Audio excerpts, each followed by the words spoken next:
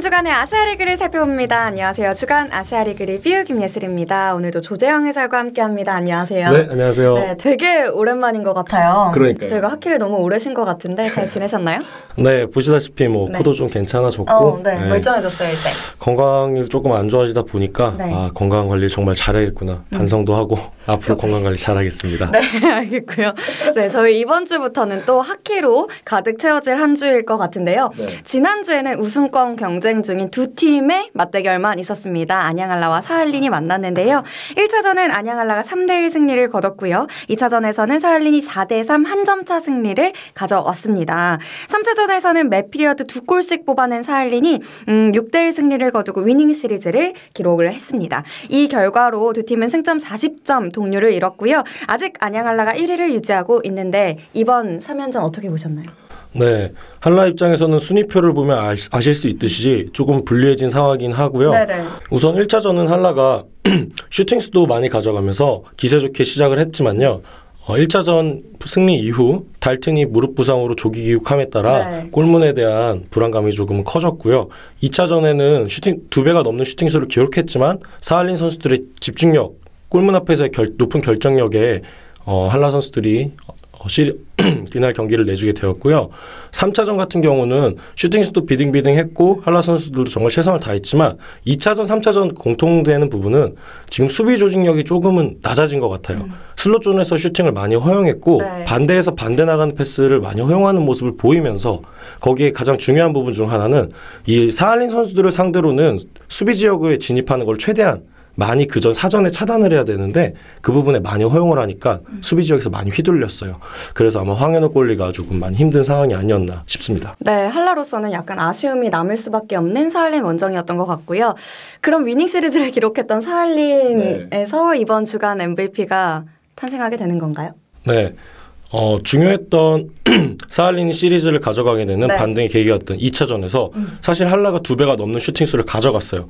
근데 이 적은 슈팅수에서도 사할린이 승리를 가져갈 수 있었던 거는 이 선수가 높은 집중력으로 골 결정력을 보여주면서 무려 해트트릭을 기록했습니다. 알 것 같아요. 네, 바로 사할린의 21번 키릴 스타체프 선수를 이번 주 MVP로 선정했습니다. 네, 이번 주간 MVP는 사할린의 키릴 스타체프였고요.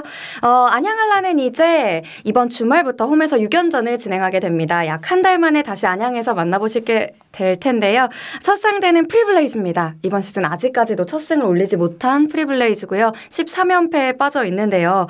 이번 안양한라와의 3연전 어떤 부분을 좀 주목해서 볼 수 있을까요? 프리블레이즈가 초반에는 조금 많이 주춤했는데 아직까지 승리도 없지만 근데 이 선수들이 점점 경기를 치러가면서 본래의 위치로 점점 자리를 잡아가고 있는 게 눈에 띕니다. 비록 승리는 없지만 경기 내용은 매 경기 발전하고 있다는 게 느껴지고요.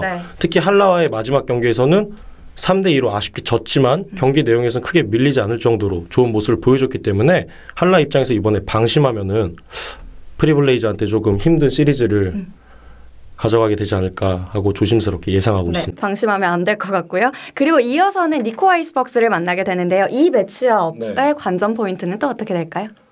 니코 같은 경우는 후르아시 선수와 알라네 선수로 이어지는 이 라인이 굉장히 위협적이고요. 개인 기량과 역습의 속도가 매우 좋기 때문에 한라 선수들 마찬가지로 니코에서 연장까지 가는 등 쉽지 않은 경기를 했기 때문에 마찬가지로 방심하면 니코 선수들에게도 또 시리즈를 줄 수 있기 때문에 한라 선수들이 사할린 원정에서의 아쉬운 결과를 뒤로 하고 앞으로 다가오는 6연전을 정말 절치부심해서 잘 준비해야 될 것 같습니다. 네, 맞아요. 오랜만에 열리는 안양에서의 6연전인데요. 한라의 승리 소식 저희도 응원하도록 하겠습니다.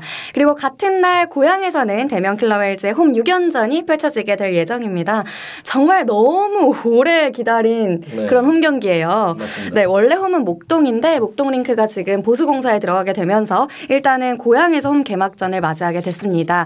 그리고 그 첫 상대는 바로 4위권 경쟁에 있는 니코 아이스박스인데요. 우선 지난 니코 원정 시리즈에서는 대명이 루징 시리즈를 기록했죠. 과연 이번에는 서력을 할 수 있을까요? 니코와의 경기는 대명이 가져갈 때 항상 말씀드리지만 굉장히 중요해요. 이번 시즌 내내 니코와는 지금 플레이오프를 다투는 상황이 계속해서 이어지고 있기 때문에 한 경기 한 경기가 그냥 3점짜리 경기가 아닌 것 같고요.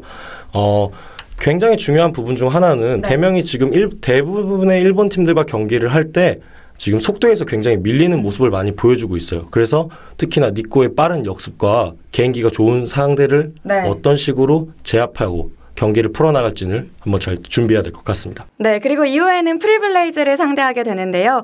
프리블레이즈는 과연 네. 안양에서 승리를 거둘 것인가, 아니면 고향에서 첫 승을 거둘 것인가, 그쵸. 아니면 아예 한국에서 승리를 거두지 못하고 돌아갈 것인가 하는 문제가 있어요. 그쵸. 그리고 대명은 또 프리블레이즈전을 끝내고 나면 곧바로 또 사할린 원정에 돌입하게 되기 때문에 이번 프리블레이즈전에서 최대한 승점을 많이 확보해야 하는 상황이라고 생각을 합니다. 네, 프리블레이저의 경기는 대명이 지금 일본에서 원정 시리즈도 비록 승리를 많이 가져왔지만 굉장히 경기 내용 자체가 비등비등해졌는데 프리블레이즈가 점차 경기력이 올라오고 있는 상황이기 때문에 대명 입장에서는 정말 많이 준비해야 될 것 같고요. 프리블레이즈 선수들의 페이스가 아닌 자신들의 페이스로 경기를 풀어나가기 위해서 어떤 식으로 준비를 할지 또 지켜보시면 경기를 지켜보는데 큰 관전 포인트가 되지 않을까 네. 생각됩니다. 네, 가장 늦게 홈 개막전을 갖는 만큼 대명의 6연전 저희도 열심히 응원하고 좋은 결과로 이어지길 바라겠고요. 가장 좋은 건 현장 직관이지만 또 상황이 여의치 않으신 분들을 위해서 저희 온더스포츠 중계가 펼쳐질 예정이니까요. 네, 함께 하시면 좋을 것 같고요. 또 드디어 조재영 해설이 데뷔를 하게 되잖아요. 중계 데뷔를. 그렇죠. 네, 준비 잘하고 계신가요? 제가 좀 봤는데 해설 티저 사진이던가요? 네, 프로필 사진. 멋있게 나왔더라고요. 아, 칭찬 감사하고요. 네. 뭐 영상을 뭐 준비하다 보니 이렇게 운 좋게 또 멋진 모습으로 또 인사드리게 됐는데요. 모습도 중요하지만 이 해설을 하면서 가장 중요한 거는 이 현장에 있는 박진감 넘치는 그 현장 분위기를 얼마큼 잘 적응해서 풀어드리느냐가 굉장히 그런 식으로 생각을 많이 해서 준비를 하고 있고요. 네. 지금은 제가 이제 이렇게 리뷰를 할 때는 조금 차분하게 얘기하지만 그쵸. 아무래도 직접 링크장에 가서 얘기를 하다 보면 저도 모르게 더 흥분해서 그런 게 더 좋지 않나요?